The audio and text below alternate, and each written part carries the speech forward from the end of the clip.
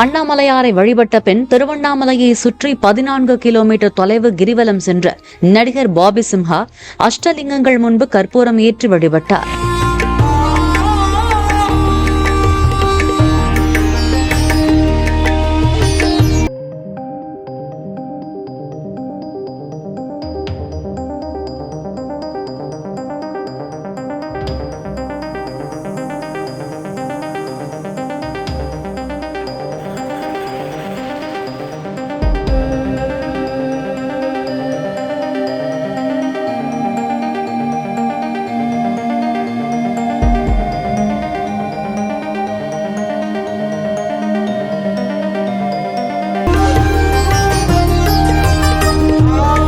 Play store மற்றும் app ஸ்டோரில் இருந்து பாலிமர் செயலியை QR கோடு மூலம் பதிவிறக்கம் செய்யுங்கள்.